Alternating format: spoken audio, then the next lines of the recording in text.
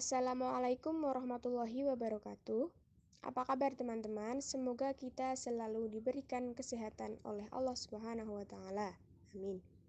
Kami kelompok 5 yang beranggotakan Adila Syafaatun Az-Zahra, Ellen Dwi Kuswaini, dan Solihatul Lailiyah. Pada kesempatan kali ini kami akan menyampaikan materi yang berjudul Adab terhadap Al-Quran, Adab membaca Al-Quran, Adab menghafal Quran, Adab pengajar dan pendidik Al-Quran. Materi yang pertama yaitu adab terhadap Al-Quran. Seorang muslim yang baik selalu beradab terhadap Al-Quran dengan adab-adab yang utama. Di antaranya, 1. Iman kepada Al-Quran. Ini adalah adab dan kewajiban terbesar. Beriman kepada Al-Quran artinya meyakini segala beritanya, mentaati segala perintahnya, dan meninggalkan segala larangannya. 2. Tilawah atau qiraatul Quran. Sesungguhnya membaca Al-Quran dan merupakan salah satu bentuk ibadah yang agung. Banyak sekali ayat-ayat dan hadis-hadis sahih yang menunjukkan hal ini. Sebagian orang membaca Al-Quran tetapi dengan tergesa-gesa atau dengan cara yang cepat, seolah-olah sedang diburu musuh. Padahal Allah Azza wa Jalla telah memerintahkan kita agar membaca Al-Quran dengan tartil atau perlahan-lahan. 3. Mempelajari dan tadabbur atau memperhatikan. Sesungguhnya Allah Azza wa Jalla menurunkan Al-Quran antara lain dengan hikmah agar manusia memperhatikan ayat-ayatnya, menyimpulkan ilmunya, dan merenungkan rahasianya. Allah Azza wa Jalla berfirman, yang artinya, ini adalah sebuah kitab yang penuh dengan berkah, kami turunkan kepadamu, supaya mereka memperhatikan ayat-ayatnya, dan supaya mendapat pelajaran orang-orang yang mempunyai pikiran. Yang keempat, iktiba atau mengikuti. Setiap orang sangat membutuhkan rahmat Allah Azza wa Jalla. Namun, apa sarana untuk meraih rahmatnya? Mengikuti Al-Quran itulah cara mendapat rahmat Allah Azza wa Jalla. Sebagaimana firman-Nya yang artinya, dan Al-Quran itu adalah kitab yang kami turunkan yang diberkati, maka ikutilah ia dan bertakwalah agar kamu diberi rahmat. Yang kelima, berhukum dengan Al-Quran. Sesungguhnya, kewajiban pemimpin umat adalah menghukum rakyat dengan hukum Allah Azza wa Jalla, yaitu berdasarkan Al-Quran dan Sunnah, dan kewajiban rakyat adalah berhukum kepada hukum Allah Azza wa Jalla. Yang keenam, meyakini Al-Quran sebagai satu-satunya pedoman. Allah Azza wa Jalla yang menurunkan kitab Al-Quran memiliki sifat-sifat sempurna. Oleh karena itu, kitab sucinya juga sempurna, sehingga cukup dijadikan sebagai pedoman untuk meraih kebaikan-kebaikan di dunia dan akhirat. Materi yang kedua yaitu adab membaca Al-Quran.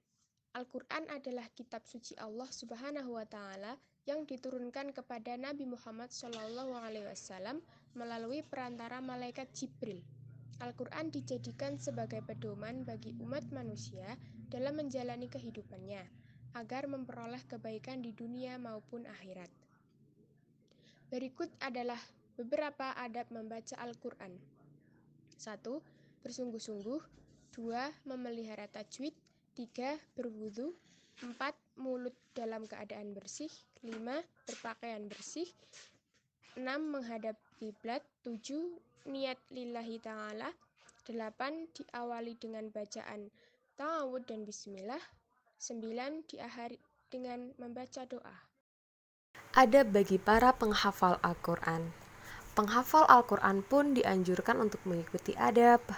Penghafal Al-Quran juga sebaiknya diam ketika yang lain sibuk berdebat dan berendah hati ketika yang lain menyombongkan diri. Seorang penghafal Al-Quran hendaknya berhati-hati, jangan sampai dia menjadikan Al-Quran sebagai sarana mencari nafkah. Para penghafal Al-Quran juga hendaknya memperbanyak bacaan Al-Quran.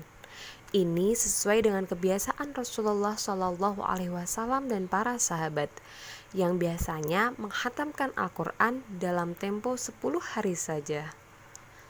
Para penghafal Al-Quran pun sebaiknya membiasakan untuk qiraah pada malam hari. Penghafal Al-Quran juga seharusnya mengulangi Al-Quran dan menghindari lupa, atau bisa disebut dengan murojaah Al-Quran. Kemudian yang terakhir ada adab pengajar dan pelajar Al-Quran atau pendidik Al-Quran. Adab seorang pengajar Al-Quran yaitu: pertama, mengajarkan Al-Quran hanya untuk mencari ridho Allah. Mengajarkan Al-Quran bukan bertujuan untuk mendapatkan balasan duniawi. Berakhlak dengan adab-adab syura, bersikap zuhud dan mencukupkan diri dengan bagian yang sedikit dari dunia. Hendaklah ia bersikap tenang, berwibawa dan merendah diri, menjauhi ketawa dan senda gurau yang berlebihan. Kemudian, tidak memandang diri lebih baik dari salah seorang dari mereka. Bersikap toleran saat mengajar. Mendahulukan siswa atas kemaslahatan duniawi yang tidak primer. Memberikan dorongan bagi mereka untuk mengulangi hafalan-hafalan mereka. Memberikan pujian kepada siswa yang rajin. Mengamati keadaan mereka dan menanyakan murid yang tidak hadir. Diriwayatkan bahwa Ibnu Mas'ud membaca Al-Quran untuk orang lain dengan duduk secara berlutut. Terakhir, seyogyanya bagi seorang guru untuk tidak menghinakan ilmunya. Kemudian yang terakhir, adab seorang pelajar dan pengamal Al-Quran. 1. Berdoa kepada Allah dengan jujur dan ikhlas agar diberikan pertolongan untuk menghafal Al-Quran dan dengan tujuan hanya untuk mencari keridhaan Allah, baik dengan beramal dan berilmu. Menghafal Al-Quran dan beramal dengannya akan menambah ketinggian derajat, menjauhi kesibukan yang menjauhkan dirinya dari memperoleh ilmu secara sempurna. Memperoleh hafalan Al-Quran dengan cara talaqi, membaca tafsir untuk ayat yang sedang dihafal, mengkhusukkan waktu tertentu untuk membaca dan menghafal. Membaca Al-Quran secara tartil.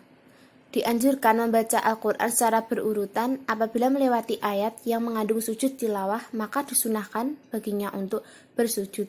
Apabila seseorang mengucapkan salam kepadanya saat ia membaca Al-Quran, maka hendaklah ia menjawab salam, lalu berta'awudz dan menyempurnakan bacaan. Membaca apa-apa yang telah dihafal pada saat sholat malam. Mungkin itu yang bisa kami sampaikan. Ada kurang lebihnya mohon maaf. Semoga ilmunya bermanfaat. Akhiru kata, wassalamualaikum warahmatullahi wabarakatuh. Terima kasih.